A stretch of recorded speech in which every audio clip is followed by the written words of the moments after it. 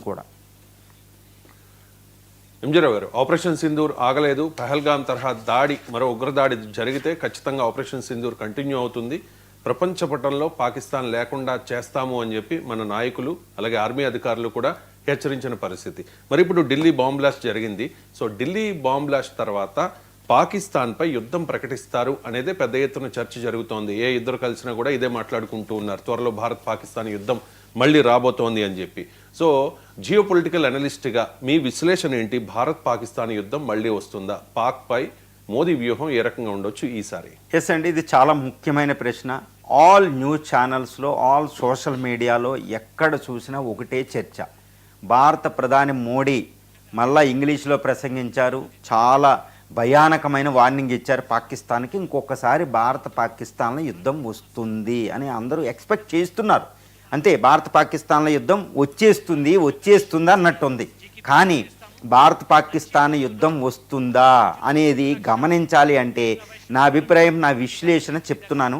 ఒక geo political అంటే జోగ్రఫికల్గా భౌగోళికంగా చూడాలి, చారిత్రకంగా ఈ విషయాన్ని చూడాలి, టెర్రరిజం పాయింట్ ఆఫ్ వ్యూ చూడాలి, ఆర్థిక విషయానికి ఆర్థిక కోణం, economical dimension is the foremost important అండి. ఎందుకంటే ఇది ఒక ప్రపంచీకరణ యుగంలో ఉన్న గ్లోబలైజ్డ్ ఎరా, లిబరలైజేషన్, ప్రైవేటైజేషన్, గ్లోబలైజేషన్.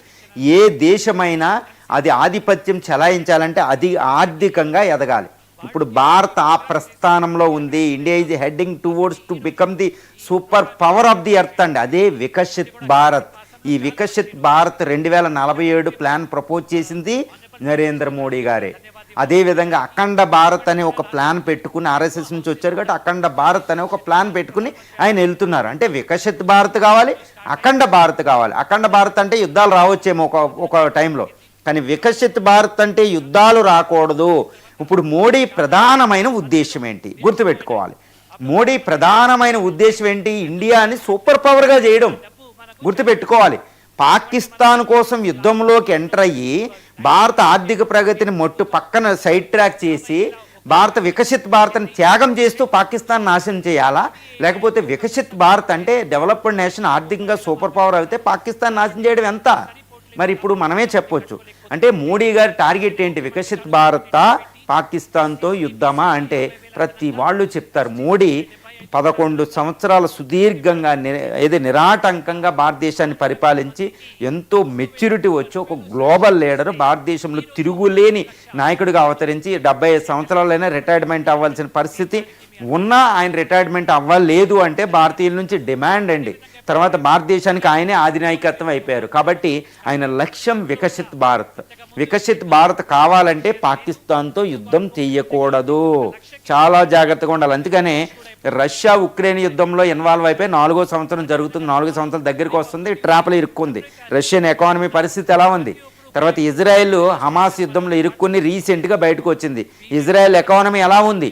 ఎంత కష్టంతో వాళ్ళు యుద్ధం నుంచి బయటకు వచ్చారు. కానీ ఇదే మోడీ పాకిస్తాన్ మీద అణుదేశంతో యుద్ధం చేసిన, రష్యా ఉక్రెయిన్తో అణుదేశంతో చేయలే, ఇజ్రాయెల్ పాలస్తీనా అణుదేశంతో చేయలే. ఇండియా పాకిస్తాన్ లాంటి అణుదేశంతో 4 రోజులే యుద్ధం చేసి చాలా చాకచక్యంగా పాకిస్తాన్కి బుద్ధి చెప్పి, గుణపాఠం చెప్పి, యుద్ధం అనే ట్రాప్లోంచి బయటపడి మళ్ళా ఈ 2025 సంవత్సరంలో, 24-25 సంవత్సరంలో, ఫైనాన్షియల్ ఇయర్ ఆర్థిక సంవత్సరంలో ప్రపంచంలో అత్యధిక గ్రోత్ రేట్ మెయింటైన్ చేశాం. అది వికసిత్ భారత్ అండి. జాగ్రత్తగా వినాలి. ఇప్పుడు భారతదేశ లక్ష్యం ఏంటంటే 2028 నాటికి జర్మనీని అధిగమించబోతున్నాం. 2030 అనుకుంటే 28కి అధిగమించబోతున్నామంట. 3వ అతిపెద్ద ఆర్థిక వ్యవస్థ. 2040-47 మధ్యలో అమెరికాని అధిగమించబోతున్నాం. వికసిత్ భారత్ అండి. కేవలం 22 సంవత్సరాల వ్యవధిలో వికసిత్ భారత్ డెవలప్డ్ నేషన్ అవ్వాలి. లేదా ప్రపంచం మళ్ళీ మానవ చరిత్రలో ఇంకో 1000 సంవత్సరాలు వెయిటింగ్ చేయాలి భారతదేశం. కాబట్టి మోడీకి ఏది కావాలి? ఈరోజు మనం యుద్ధం అని కోరుకుంటున్నాం. కానీ ఒక మెచ్యూర్డ్ తల్లిదండ్రులు ఎప్పుడు గొడవలకు దూరంగా ఉంటారు, పిల్లల భవిష్యత్తు చూస్తారు. మోడీ మనలో ఉన్న ఒక తత్పరత ఉంటుంది. పాకిస్తాన్ మన రక్తాన్ని పారించింది ఢిల్లీలో. కాబట్టి పాకిస్తాన్కి బుద్ధి చెప్పాలని ప్రతి భారతీయుడు రక్తం ఉప్పొంగిపోతుంది. ఎరుపెక్కి ఘోరమైన కోపంతో ఉన్నాం. మోడీ గారు దానికి తగ్గట్టే మాట్లాడతారు. అవును, కొట్టేద్దామని. కానీ ఆయన పిల్లల భవిష్యత్తుకు ఆలోచించే ఒక పెద్ద నేత. ఆయన ఏం ఆలోచిస్తాడండి? భారతదేశ భవిష్యత్తును ఆలోచిస్తాడు. కాబట్టి పాకిస్తాన్ అంటే ఒక తుక్కు దేశం, ఒక ఫెయిల్డ్ నేషన్, ఒక బనానా, ఒక జెల్లీ నేషన్ కంటే మన టార్గెట్ అక్కడ చైనా, పాకిస్తాన్లు, వాటిని అధిగమించాలి. ఇటు అమెరికా, చైనాలు కూడా పాకిస్తాన్తో కుట్ర పన్ని పాకిస్తాన్ రెచ్చగొట్టి భారతదేశం అత్యధిక వృద్ధి రేటు నమోదు అవ్వకుండా వాళ్ళు యుద్ధంలోకి ఈడ్చేస్తారు. అంతే, పాకిస్తాన్తో మనం దెబ్బలాడుకుంటూ ఉంటే అటు చైనా, అమెరికాలు తన ఆధిపత్యాన్ని నిలుపుకుంటాయి. ఈ విషయంలో రెండు సహకరించుకుంటూ ఉంటాయి. ఇది ఇంటర్నేషనల్ పాలిటిక్స్. ఒక పంచాయతీ లెవెల్, ఒక ఎమ్మెల్యే లెవెల్ ఇన్ని పాలిటిక్స్ మనం చూస్తూ ఉంటాం. మరి కంట్రీల స్థాయిలో ఎన్ని పాలిటిక్స్ ఉండాలని, ఎంత నర్మగర్భంగా, ఎంత లోతుగా, ఎంత ప్రొఫౌండ్ పాలిటిక్స్ జరుగుతూ ఉంటాయి. కాబట్టి మనం వేరు, మన రెచ్చిపోవడం వేరు, మన ఎమోషన్స్ వేరు. ఆఫ్ కోర్స్ టెర్రరిస్ట్ అటాక్ జరిగింది, కానీ మోడీ వ్యూహం వికసిత్ భారత్. అదే క్షణంలో పాకిస్తాన్కి గుణపాఠం చెప్తారు. ఏ విధంగా గుణపాఠం చెప్తారు? చాలా జాగ్రత్తగా గమనించాలి. నేను చాలా విశ్లేషణాత్మకంగా ఊహించి చెప్తున్నా. భారత్ పాకిస్తాన్ల యుద్ధం రాదు, కానీ పాకిస్తాన్ అంతం నిశ్చయం. ఎలా అంటే ఇండియా అనేది ఇప్పుడు యుద్ధం చెయ్యకుండానే శత్రు నాశనాన్ని కోరుతుంది. ఏ విధంగా కోరుతుందంటే ఆపరేషన్ సింధూర్ తదనంతరం భారత విదేశాంగ నీతిలో ఒక అద్భుతమైన ఒక పెద్ద మార్పు కనబడుతుందండి. అదేంటంటే అటు రష్యా, ఇజ్రాయెల్తో పూర్తి సంబంధ బాంధవ్యాలు, ఏదో మొసాదు, అటు కేజీబీ, రష్యాతో సంబంధాలు ఉన్నాయి. మనకి చాలా జాగ్రత్తగా చూడండి. ఈ రష్యా పాకిస్తాన్కి ఎగ్నెస్ట్గా పనిచేస్తుంది. ఆఫ్ఘనిస్తాన్ తాలిబాన్ గవర్నమెంట్ని గుర్తించి ఇండియా కూడా తాలిబాన్ గవర్నమెంట్కి ఆల్మోస్ట్ ఎంబసీ ఓపెన్ చేసింది. అంటే తాలిబాన్ ఆఫ్ఘనిస్తాన్లోకి రష్యా, ఇండియా వస్తున్నాయి. ఇరాన్తో పూర్తి సంబంధాలు ఉన్నాయి రష్యాకి. అంటే పాకిస్తాన్ చుట్టూ ఉన్న ఇరాన్, ఆఫ్ఘనిస్తాన్లతో మనం భారత్, రష్యాలు పూర్తి సంబంధాలు మెయింటైన్ చేస్తున్నాయి. అంటే పాకిస్తాన్ చుట్టూ మోహరించేసాం. అదే సమయంలో ఇజ్రాయెల్, మొసాద్, ఇరాన్తో డిఫెన్స్ డీల్స్ అవి కుదుర్చుకుని చాలా హిడెన్ డీల్స్ ఉంటాయి. దాంతోపాటు పాకిస్తాన్ అణ్వస్త్రాల మీద అటాక్ చేయబోతున్నాం. గుర్తుపెట్టుకోవాలి, ఇప్పటివరకు ఎప్పుడూ కూడా వేరే దేశాల అంతర్గత వ్యవహారాల్లో ఇండియా ఇన్వాల్వ్ అవ్వలే. కానీ ఇప్పుడు ఆఫ్ఘాన్లో ఉన్న తాలిబాన్ ప్రభుత్వం ద్వారా పాకిస్తాన్లో మనం ఇన్వాల్వ్ అవుతున్నాం. ఆఫ్ఘాన్ ద్వారా బలూచిస్తాన్ మనం సపోర్ట్ చేస్తున్నాం, డైరెక్ట్గా సపోర్ట్ చెయ్యం. కానీ బిఎల్ఏ ఆఫ్ఘనిస్తాన్ నుంచి పనిచేస్తుంది బలూచిస్తాన్కి స్వతంత్రం కోసం. అక్కడ నుంచి బలూచిస్తాన్ని సపోర్ట్ చేస్తున్నాం. ఆఫ్ఘాన్ ప్రభుత్వం ద్వారా Pakistan north western frontier province Pakistan army మీద అటాక్ చేస్తున్నాం. అంతకుముందు ఎల్ఓసి వెంబడి 700 కిలోమీటర్లు, ఇండియా పాకిస్తాన్ 3363 కిలోమీటర్ల బౌండరీ వెంబడే యుద్ధం జరిగేది.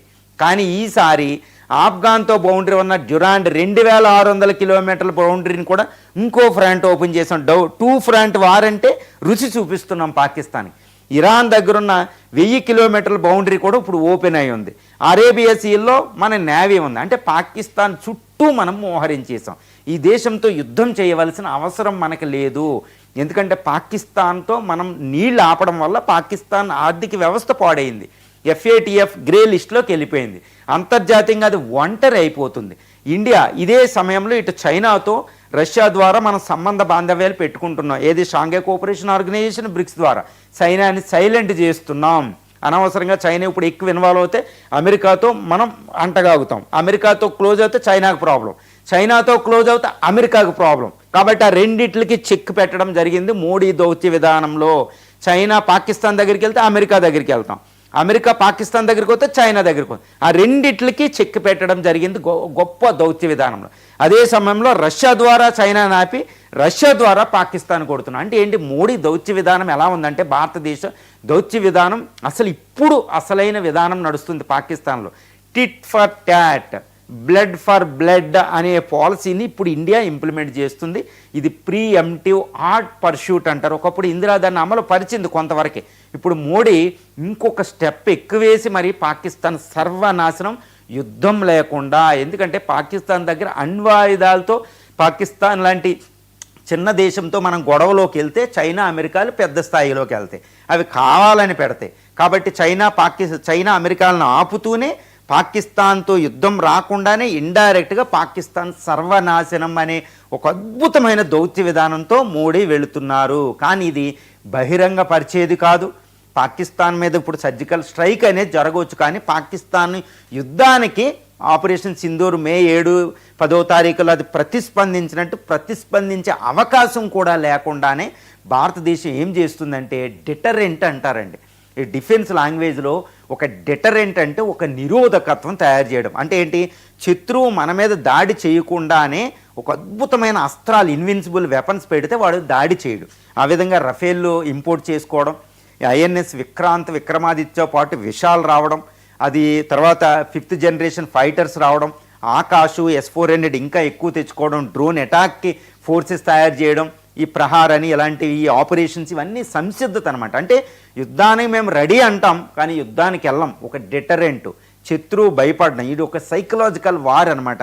ఒక అద్భుతమైన దౌత్య విధానం, ఒక డిఫెన్స్ వార్ఫేర్ స్ట్రాటజీ, దౌత్య విధానం. అదేవిధంగా కానీ మన దృష్టి అంతా వికసిత్ భారతదేశాన్ని ఆర్థిక అభివృద్ధి పదంలో నింపాలి. వృద్ధి రేటు ఇప్పుడున్న 7.2% నుంచి 10% పెంచాలి. చూసారా, మోడీ ఒక అద్భుతమైన దౌత్య విధానం. నేను ఇప్పుడు యుద్ధం వద్దంటే ఏదో అనుకుంటారు, కానీ యుద్ధానికి ఎప్పుడూ సంసిద్ధమే. కానీ యుద్ధం లేకుండా శత్రువుని సంహరించడం అనేది ప్రధానం. ఎందుకంటే భారతదేశానికి వచ్చే 20 సంవత్సరాలు ఎటువంటి యుద్ధంలో భారత్ ఇన్వాల్వ్ అవ్వకూడదు. ఇన్వాల్వ్ అవుతే ఒక మిలీనియం అంటే 1000 సంవత్సరాల్లో వచ్చే డెమోగ్రఫిక్ డివిడెండ్, జనాభా లాభం, ఆర్థిక అభివృద్ధులు ఇలాంటివి మిస్ అయిపోతాం అనమాట. కాబట్టి ఇప్పుడు దృష్టి అంతా, ఒకప్పుడు చైనా గత 2 దశాబ్దాల్లో అది ఎదిగినట్టు ఇప్పుడు మన భారతదేశ టైం వచ్చింది. ఇది ఇండియా టైం అండి. 8.9% 10% గ్రోత్ రేటు నమోదు చేయాలి. అదే వికసిత్ భారత్, డెవలప్డ్ కంట్రీ.